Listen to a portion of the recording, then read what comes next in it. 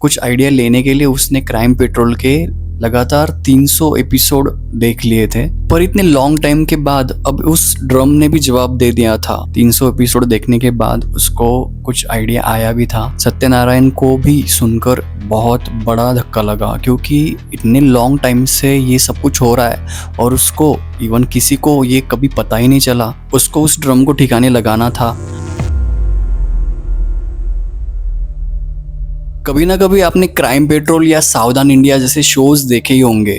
ये crime shows बनाए जाते हैं लोगों को अवेयर करने के लिए, या समाज या सोसाइटी में लोगों का असली चेहरा क्या होता है ये दिखाने के लिए।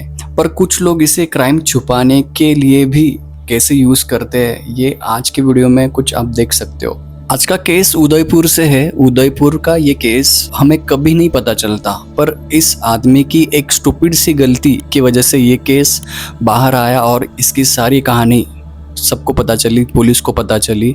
राहुल राज चतुर्वेदी ये 36 साल का आदमी उदयपुर का रहने वाला था। उसके पिताजी दिल्ली गेट के सामने हनुमान मंदिर में पुजारी का काम करते थे और राहुल उनको हेल्प किया करता था। राहुल तब 30 साल का था और 30 साल का होने के बाद भी उसके पास कोई जॉब नहीं थी या फिर उसकी कोई फैमिली नहीं थी। वो पूरी तरह से अपने फादर पे ही डिपेंड था। उसका सब खर्चा उसके पिताजी ही करते थे। पर 29 जुलाई 2019 को एक पर्सन से वो मिला, जिस पर्सन ने उसकी पूरी की पूरी जिंदगी बदल के रख दी। उस दिन एक औरत 2 बच्चों को अपने साथ लेकर मंदिर में आई। वो काफ़ी सैड थी, काफ़ी दुखी थी। उसको देखकर पता ही चल रहा था कि उसके लाइफ में काफ़ी मेजर प्रॉब्लम्स चल रहे हैं। अक्सर लोग मंदिर भी आते कब है, जब उनके लाइफ में ऐसी कुछ बड़ी प्रॉब्लम्स होती है तब। राहुल ने उस औरत को देखा, उसके साथ उसने कुछ बातें की और उस औरत का नाम था भानुप्रिया गोस्वामी। उस औरत की एज थी 33 साल।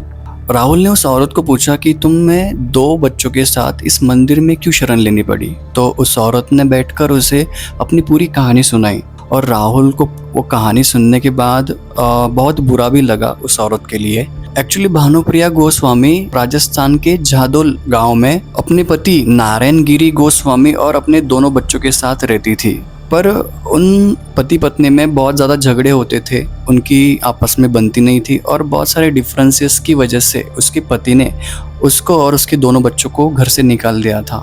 और 2 दिनों तक वो अपने बच्चों को लेकर इधर उधर भटकती रही और ऐसे भटकते भटकते वो वहाँ हनुमान मंदिर में आ पहुंची। तब राहुल ने उसे देखा। राहुल ने उसका सब सुनने के बाद उसे कंसोल किया, थोड़ी सिंपैथी दी और वो भानुप्रिया वहाँ से निकल गई। बट वो निकलने के बाद आफ्टर फ्यू मंथ्स वो उसे वहाँ फिर से दिखी, पर इस बार राहुल को उसके साथ दोनों बच्चे नहीं दिखे, वो अकेली थी।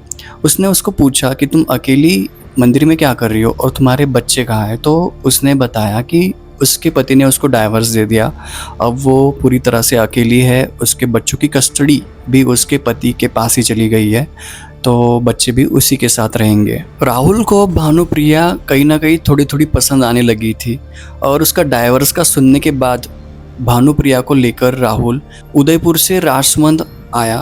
राजसमंद में आने के बाद उसने सोचा कि वो अब उसकी नई ज़िंदगी शुरू करेगा भानुप्रिया के साथ।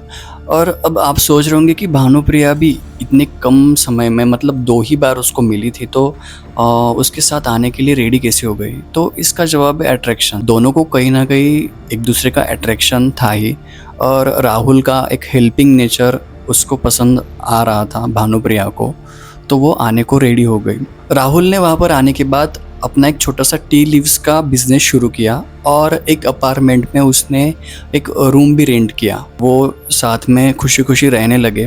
राहुल काम पे जाता था और भानुप्रिया घर का काम संभालती थी। राहुल अब खुद के पैरों पे खड़ा हो रहा था, जबकि पहले वो अपने पिताजी पर डिपेंड था।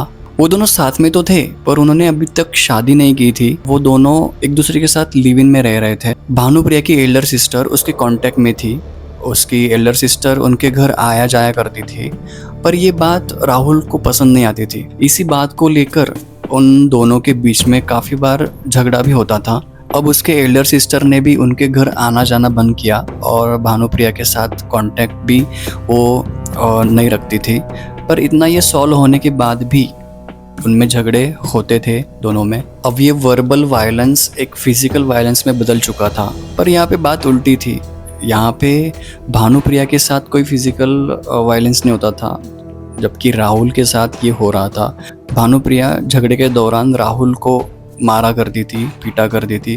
एक्चुअली उसको मिर्गी के दौरे आते थे और दौरे आने के बाद भानुप्रिया बहुत एग्रेसिव हो जाती थी, हाइपर एग्रेसिव होने के बाद उसके हाथ में जो भी कुछ आता था वो उससे राहुल को मारा करती थी। मतलब उसका खुद पे कोई कंट्रोल नहीं होता था। इन सब बार बार होने वाले झगड़ों के कारण उन दोनों में जो पहले जैसा प्यार था वो अब कहीं ना कहीं खो रहा था। ऑन 12 मई 2020 की बात है, जब राहुल काम से घर आया और उसको काफ़ी भूख लगी थी। उसने डिनर के बारे में जब भानुप्रिया से पूछा तो कैजुअल से उसने पूछा था खाने के बारे में, और ये सुनकर भानुप्रिया को गुस्सा आया। भानुप्रिया ने गुस्से में आकर राहुल को कपड़े धोने वाले वॉश पाउडर से मारा। हर बार ऐसा होता था कि राहुल खुद को डिफेंस करता था या फिर भानुप्रिया को शांत करने की कोशिश करता था, पर इस बार उसका पेशेंस छूट गया और उसने ज़ोर से भानुप्रिया का दबाया। भानुप्रिया का दम घुटने लगा और उसकी थोड़ी देर में हो गई। राहुल को इस बात का कोई होश नहीं था या फिर ये प्री प्लान भी नहीं था, ये सडन इंसिडेंट था। वहाँ पे भानुप्रिया की मौत हो गई और जब राहुल को होश आया तब तक बहुत देर हो चुकी थी। अगर आपने एक बात नोटिस की होगी तो ये इंसिडेंट था कोविड-19 के पीरियड का, जब सारी दुनिया और हमारा भारत कोविड-19 के दौर से गुजर रहा था और हम इससे बाहर आने की प्रे कर रहे थे। इस टाइम का ये इंसिडेंट था जब लॉकडाउन लगा था और सब लोग अपने घरों में बंद थे। तो राहुल ये भानुप्रिया की बॉडी को बाहर भी नहीं ले जा सकता था, तो उसके पास काफ़ी टाइम था सोचने के लिए कि बॉडी को ठिकाने कैसे लगाया जाए। और उसके लिए एक बात बेनिफिशियल थी कि कोविड-19 होने के कारण अपार्टमेंट में से काफ़ी लोग अपने गांव लौट चुके थे और जो कुछ लोग थे वो अपने घरों में बंद थे, तो उससे सवाल पूछने वाला भी कोई नहीं था कि भानुप्रिया कहाँ है या फिर वो दिख नहीं रही। अगर उससे कोई पूछता भी तो वो बता देता कि मुझे नहीं पता, क्योंकि उनकी शादी भी नहीं हुई थी, वो लिव इन में रहते थे। बैठकर बहुत सोचने के बाद उसे एक आइडिया आया, क्योंकि उस अपार्टमेंट का रिसेंटली कंस्ट्रक्शन हुआ था, तो कंस्ट्रक्शन के जगह पर काफ़ी सारा कंस्ट्रक्शन का सामान वहाँ पर पड़ा था। उसने वहाँ पर एक ड्रम देखा। उस ड्रम में उसने उस भानुप्रिया को डाला, ऊपर से सीमेंट डाला और कुछ केमिकल्स डाल के उस ड्रम को उसने सील पैक कर दिया, ताकि अगर वो बॉडी डिकम्पोज हो तो उससे कोई स्मेल ना आए और किसी को पता ना चले। अभी वो ड्रम बाहर ले जा नहीं सकता था। उसने उस ड्रम को एक पुराने फर्नीचर की तरह ही रूम में रख दिया था और वो अपनी लाइफ नॉर्मली जी रहा था। वो उस ड्रम को हमेशा के लिए घर में नहीं रख सकता था, क्योंकि दिन जा रहे थे, महीने जा रहे थे, ऐसे 2 साल उसने गुजार दिए और 2 सालों तक किसी को कुछ नहीं पता चला। अभी उसको उस ड्रम को ठिकाने लगाना था। कुछ आइडिया लेने के लिए उसने क्राइम पेट्रोल के लगातार 300 एपिसोड देख लिए थे। 300 एपिसोड देखने के बाद उसको कुछ आइडिया आया भी था, पर इतने लॉन्ग टाइम के बाद अब उस ड्रम ने भी जवाब दे दिया था। उस ड्रम से भी कुछ हेवी टॉक्सिक गैसेस निकल रहे थे और उनकी स्मेल बहुत स्ट्रॉन्ग थी। वो स्मेल बाहर तक भी जा रही थी। वहाँ के लैंडलॉर्ड सत्यनारायण पालीवाल ने भी राहुल को कंप्लेन की और उससे कहा कि अगर ये स्मेल आना बंद नहीं हुआ तो उसको ये रूम खाली करना पड़ेगा और यहाँ से जाना पड़ेगा। But he also wanted to know कि ये स्मेल, इतनी भद्दी सी स्मेल कहाँ से आ रही है और ये जाने का नाम भी नहीं ले रही है। तो वो भी चौंक गया था उस स्मेल की वजह से। उसने राहुल को पूछा उसके बारे में। जब राहुल को ये बात छुपाने का कोई मौका नहीं मिला तो उसने सत्यनारायण के सामने सब कुछ एडमिट कर लिया। उसने पूरी की पूरी कहानी उसको सुना दी। सत्यनारायण को भी सुनकर बहुत बड़ा धक्का लगा, क्योंकि इतने लॉन्ग टाइम से ये सब कुछ हो रहा है और उसको इवन किसी को ये कभी पता ही नहीं चला। ऐसा कैसे हो सकता है? तो सत्यनारायण भी चौंक गया, वो भी डर चुका था। यू गाइस टेल मी कि सत्यनारायण को ये सब पता चलने के बाद उसने क्या करना चाहिए, या फिर उसने क्या किया होता, या फिर आपने क्या किया होता? ऑब्वियसली पुलिस को कॉल करके उसने सब बताया होता, पर सत्यनारायण ने ऐसा कुछ नहीं किया। उसने वो बॉडी पूरी तरह ठिकाने लगाने के लिए राहुल को हेल्प की, इस डर से कि अगर पुलिस को ये बात पता चली तो उसको भी वो इस केस में प्राइमरी कल्प्रिट मान लेंगे और उसको भी सस्पेक्ट समझा जाएगा। उन दोनों ने उस ड्रम को एक सुनसान जगह पर जला दिया। उस ड्रम को जलाने के बाद इवन जो हड्डियाँ भी थी उसका उन्होंने पाउडर बना के उसको भी ठिकाने लगा दिया। मतलब वहाँ पर कोई भी सबूत बचा नहीं था, कुछ भी नहीं बचा था। पर फिर भी राहुल आखिर में पकड़ा गया। कैसे? अब इतने बड़े क्राइम के बाद इतने लॉन्ग टाइम तक वो बचा रहा, तो उसमें एक अलग सा कॉन्फिडेंस आ चुका था। राहुल जो कि पहले एक पंडित का बेटा था और उसके पिताजी को वो हेल्प किया करता था, अब वो एक इलीगल वेपन डीलर बन चुका था। उसके पास वेपन रहते थे।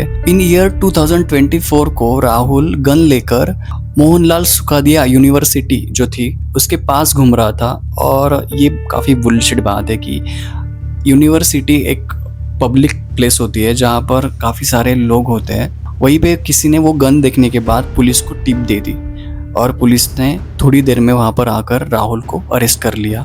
राहुल को अरेस्ट करके वो पुलिस स्टेशन लेकर गए। वहाँ पर एक पुलिस कांस्टेबल ने उसको पहचान लिया, क्योंकि अब समझना, भानुप्रिया का जो पहले डाइवोर्स हुआ था उसके पति के साथ, वो इसी पुलिस स्टेशन के थ्रू हुआ था और इसी पुलिस स्टेशन में राहुल को भी लाया गया था। इवन राहुल और भानुप्रिया के बीच में जो झगड़े होते थे उनकी कंप्लेन भी इसी पुलिस स्टेशन में की गई थी। तो उस पुलिस कांस्टेबल ने राहुल को पहचान लिया था। आगे पुलिस ने जब इन्वेस्टिगेट किया उसको, राहुल को जब पूछा भानुप्रिया के बारे में, तो उसने यही बताया कि उसे नहीं पता कि उसके बाद वो कहाँ गई।